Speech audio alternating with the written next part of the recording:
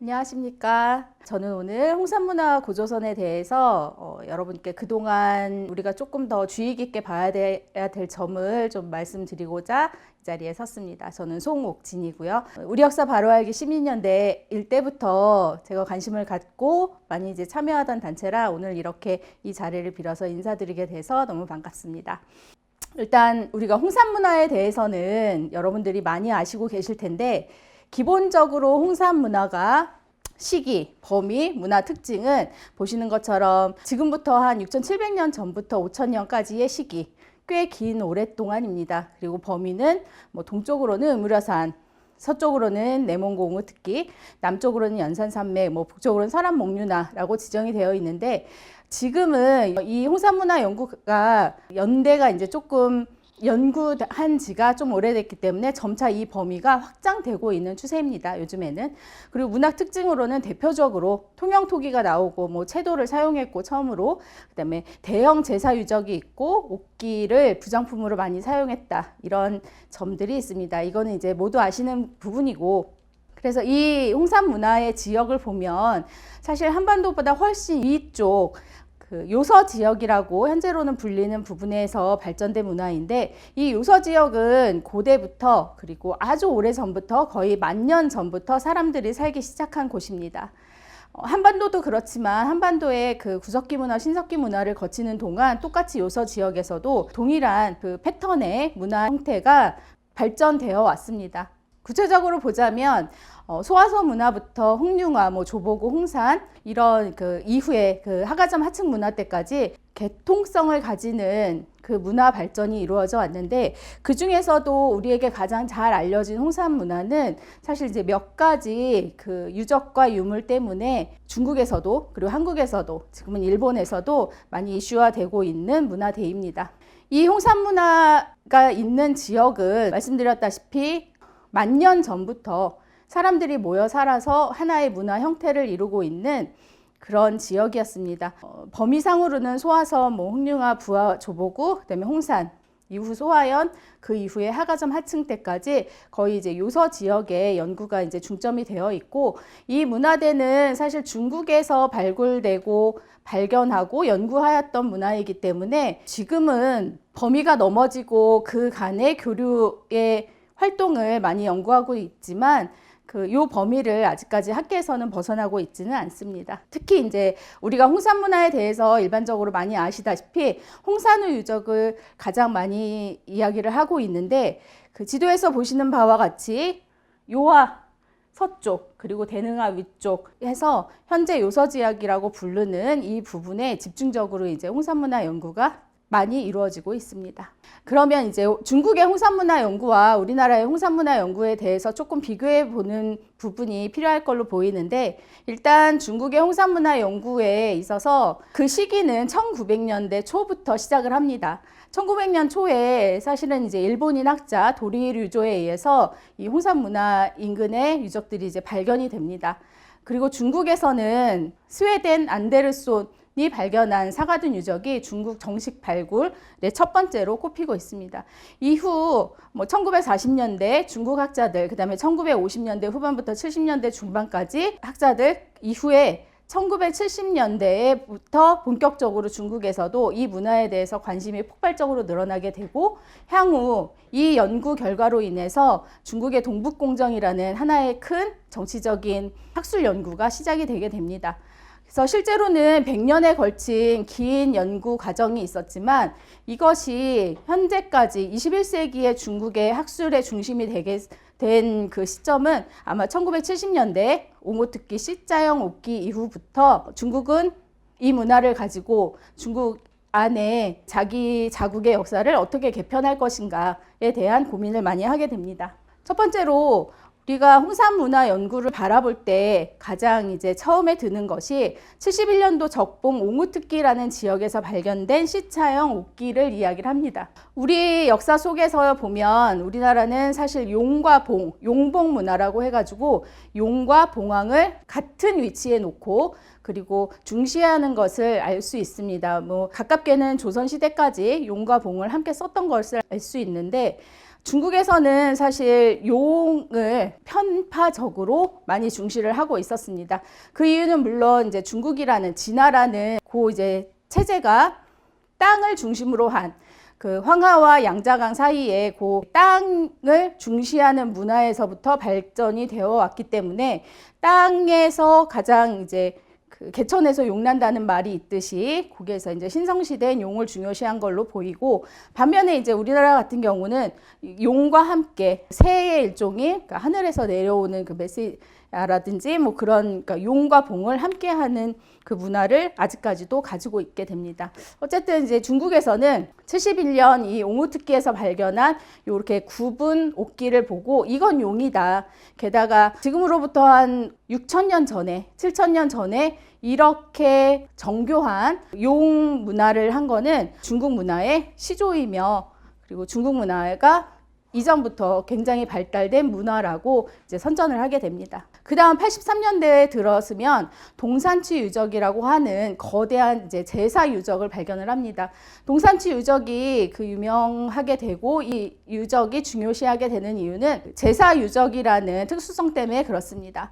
가장 이른 시대의 종교 제사 관련 유적지로 이제 동산취 유적은 규정이 되어 있고요. 그 다음에 이곳에서 전형적인 이제 인부, 배부른 여인의 소조상이 출토가 됩니다. 그리고 동산취 유적은 중요시 되는 이유가 여기에 보면 이제 원형 재단 그리고 방형 재단 이것이 정확하게 남북으로 배치가 되어 있는데 요거는 뒤에서 다시 말씀을 드리겠습니다. 홍산문화 관련해 가지고 우리가 가장 많이 알고 가장 많이 보고 가장 많은 사람들이 얘기하는 유적이 바로 이제 그 다음 나오는 건평현 우아량 유적인데, 이 유적 같은 경우는 1983년부터 85년에 이제 정식 발굴이 시작이 되었고, 여기서 가장 중요시 된 유적군은 뭐냐면 거대 피라미드형 재단과 그 거대 피라미드형 재단을 둘러싸고 있는 묘, 그리고 이 분묘에서 출토된 유적 유물들, 그리고 다수의 그 옥기들, 그리고 상당히 많은 인물상들이 있습니다. 우아량 유적에서는 거대 피라미드형 재단과 이제 분묘가 발견이 되었는데, 여기에서 이 당시에 사실 국내에서도 홍산 문화가 이슈화가 된 이유 중에 하나가 우아량 유적에서 발견된 이제 곰의 턱뼈, 그리고 여인의 모습으로 추정되는 이제 사람 인물상, 거대 인물상이 출토가 됐다는 이야기를 들어서 국내에서는 많은 관심을 받게 됩니다. 80년대 중반에서부터 발굴이 돼서 알려진 건 90년대에 이제 좀 더 보편적으로 알려지게 됐는데, 중국에서는 사실 이 부분에 있어서 별다른 해석을 하지는 않았습니다. 다만 그 곰의 턱뼈와 그다음에 가슴이 나와 있고 이제 몸에 굴곡이 있고 그 있는 여인의 그 형상이 출토가 되었다라고 발굴 보고서에는 적고 있습니다. 이거는 예전에 이제 중국이 이러한 우아량 유적의 발굴 초기에 어떻게 이거를 정립하였는가를 좀 말씀드리고 싶어서 이전에 가서 답사할 때 찍은 사진들을 좀 가져와 봤는데, 초기에 이게 2009년도 이전이었는데 초기에는 이 유적을 이렇게 막아놓고 이제 그 안에 이제 토기 쪼가리들, 그 다음에 그 인물상 쪼가리들을 다 이제 모아놓은 형태입니다. 물론 이제 주변에 철창을 쳐놓고 있어서 접근은 할 수가 없고, 이 처음에 발견될 당시에는 소나무를 심지는 않았다고 합니다. 아까 발견됐을 때 80년대에 발견이 됐다고 했는데, 저희가 답사를 실제로 활발하게 갔던 때는 2000년대 초반, 2008년, 9년, 10년 요 때인데, 이때 이미 초기에 발견하고 초기에 소나무를 많이 심어서 이때는 소나무가 많이 자라난 상태였습니다. 특이한 점은 이 지역을 갔을 때 중국을 다녀보신 분은 알 수 있겠지만 중국에 소나무가 그렇게 많지는 않습니다. 근데 이때 저희가 이제 답사하면서도 굳이 여기는 왜 이렇게 소나무를 많이 심었을까? 이런 얘기도 한 기억이 있습니다. 우아량 유적이라는 표지석을 가장 먼저 세우고 그 안에 이제 철조망 사이로 이제 살짝 카메라를 넣어서 찍은 부분인데, 이 부분들이 뭐 토명토기나 아니면 유적의 부속물들을 이제 모아가지고 저기다 이제 일련 번호를 매기고 아마 이제 정리하는 과정이었습니다. 그리고 이 보이는 이 지금 사진은 우아량 유적은 거대 이제 재단의 피라미드형 뭐 재단과 이제 엉연 재단과 이런 것들이 있는데, 우아량 유적에서부터 석축이라고 불리는 그런 부분이 발견이 되는데 요 지금 보이는 사진이 바로 석축이 무너진 부분입니다. 사실 이거는 후에 하가점 하층문화, 이제 고조선 문화라고 부르는 그 부분에까지 이제 돌로 담을 쌓거나 돌로 무언가를 건축하는 거의 가장 초기 형태로 보이고, 그리고 이 부분에 있어서는 아직 이제 명확한 연구 결과들이 많지는 않지만 분명한 건 이 시대부터 석축 관련된 유물이 나오고 있다라는 겁니다.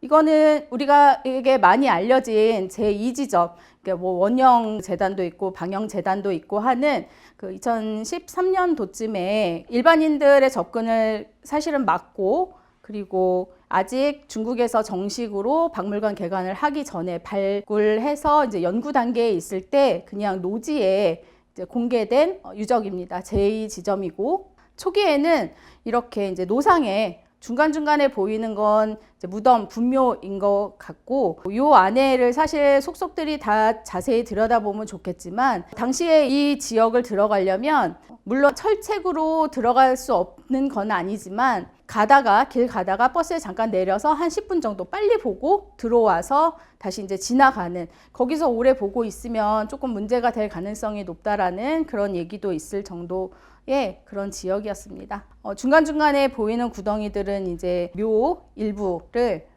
발굴하다가 이제 중간에 잠시 쉬는 것처럼 보이고, 이건 이제 유명한 방형 재단이 사실은 노상에 있음에도 정확하게 일직선으로 위치하고 있는 것을 알 수 있습니다.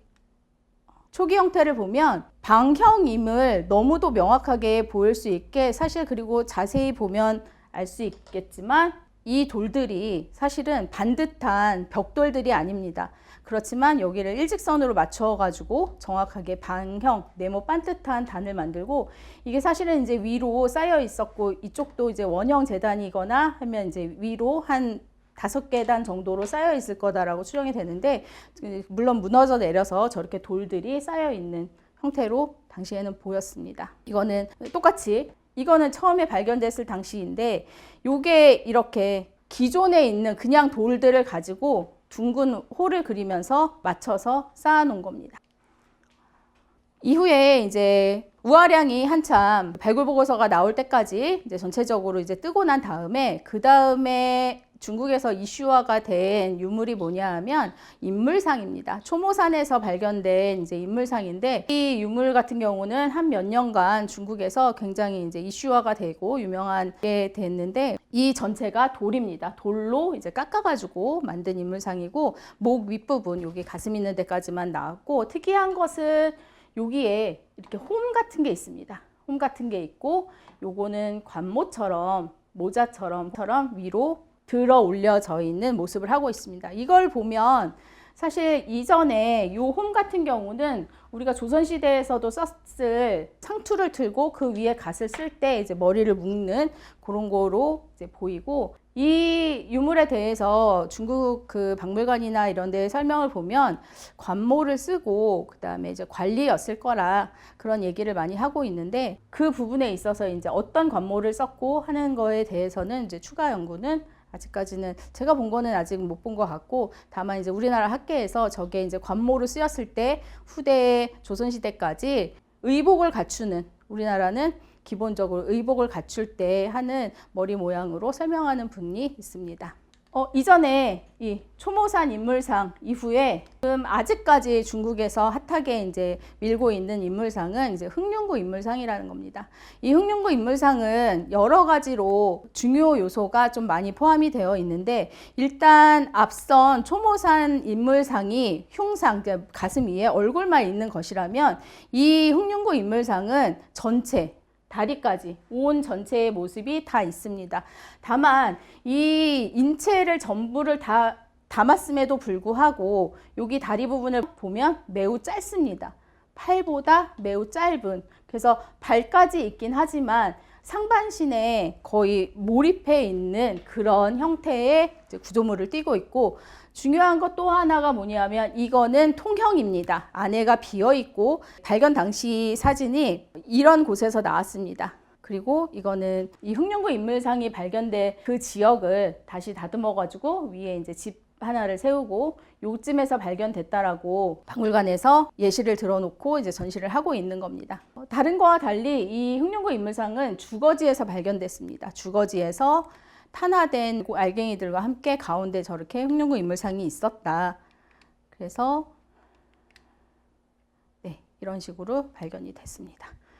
현재는 오한기 박물관에 이거를 이제 전용 관을 설치를 해가지고 이 흑룡고 인물상을 이제 보존을 하고 있고, 이 인물상 들어가는 입구에 무슨 설명이 되어 있냐면 이 사람은 이제 지도자였다. 그런 이야기를 박물관에서 이제 쓰고 있습니다. 이 흑룡고 인물상이 처음에 발견됐을 당시에 여기서 보시는 바와 같이 이렇게 이제 깨진 토기 조가리들이 이제 여러 갈래가 있었습니다. 물론 여기도 이제 다 이제 그게 이제 그러니까 흙으로 만들어진 거기 때문에 시간이 오래 지나고 그다음에 이제 그게 다 무너져 내렸는데 그 파편들을 다 모아가지고 이렇게 그 완성된 형태로 보존을 하고 있는 거고, 특이할 만한 거는 이 작품이 어떻게 만들어졌냐 하는 설명에 보면 이제 진흙을 빚어서 이게 뚫뚫뚫뚫 말아서 가운데를 비워놓고 이제 형성을 했다. 근데 특이하게도 이 인물상은 여러 가지 이제 우리의 선도 문화 혹은 수행 문화와 일치하는 부분들이 참 많은 인물상입니다. 특히나 입모양, 이제 여러 연구자들께서 말씀을 하셨지만 기본적으로는 안에가 비어 있고 입도 그렇고 귀도 그렇고 눈도 그렇고 머리도 그렇고 배꼽과 정수리까지 이렇게 뚫려 있다라는 것이 가장 큰 특징입니다. 그리고 입 모양을 자세히 보면 다물고 있지 않고 오 혹은 우 모양으로 뚫려 있는 것도 큰 특징이어서 일부에서는 이거를 음성수련 혹은 뭐 말로 하는 수행의 형태를 표시한 것이다 라는 연구가 이제 국내 학계에서는 계속되고 있고요.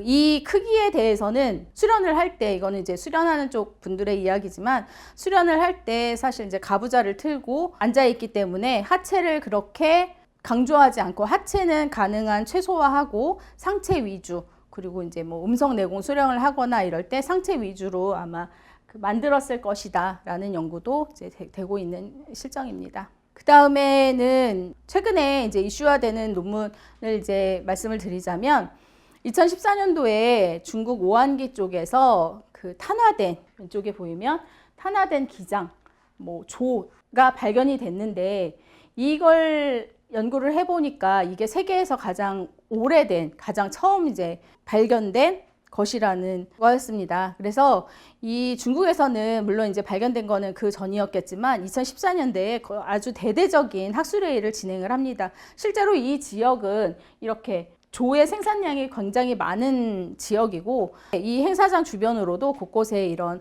밭, 기장, 조밭이 이런 이제 농작물의 밭들이 대량으로 펼쳐져 있는 곳이었습니다. 이 국제학술회의에서는 사실 이제 조 관련 발표도 그랬지만 이후에 여기에서 세계 소미 기원, 여기에서 조가 처음으로 기원이 됐다라는 겁니다. 그래서 세계 한 50여 개국 정도의 참여자들이, 연구자들이 수백 명이 참여해가지고 각각의 이제 발표를 하면서 여기에서의 이게 맞느냐, 그 다음에 이게 어디로 전파됐는가라는 그런 학술회의를 대대적으로 한 적이 있습니다. 그리고 이후에 아까 봤던 여기 초모산 인물상이나 흑룡고 인물상에 대해서 중국 잡지 내지는 이제 뭐 기관보 이런 거에서 대대적으로 좀 홍보를 하기 시작합니다. 이것과 더불어서 이 세계에서 가장 오래된 기장의 생산지로 해서. 이 이전에도 사실은 이 요서 지역에 관련해서 연구는 계속이 되어 왔습니다. 이거는 이제 제리드 다이아몬드 총균세의 저자가 이분이 그 이전에 이제 다른 분과 같은 공동 논문을 다시 이제 우리나라 이용규 선생님이 한국인의 기원이란 책에서 이제 다시 재인용을 한 건데, 사실 여기에서 보면 우리가 지금 얘기하는 지역이 여기쯤에 있는데 왜 이렇게 중국하고 많은 유물들을 중국에서는 이제 발견이 되면 해석의 문제에 있어서 항상 이제 한국인 학자를 초빙한다거나 아니면은 이제 외국 학자와의 이제 협업으로 많이 해석 문제에 있어서만큼은 그렇게 진행을 하는데, 그 이유 중에 하나라고 들 수 있겠지만 여기 보면 기본적인 언어의 형태나 아니면 뭐 이러한 이제 유사성들이 여기와는 이제 확연하게 다른, 가장 기본적인 언어에 있어서도 다르다라는 것을 이제 보여주고 있습니다. 그래서 최근 아까 2014년도에 이런 세계에서 가장 오래된 조의 기원, 그리고 이런 언어의 차이성, 그런 것들로 인해서 2021년에는 이 지역이 특정 언어군, 경제에 관한 언어, 일부 곡식에 관한 언어들이 여기서부터 시작됐다라는 그런 이제 국제 논문도 함께 발표하게 되고 있습니다.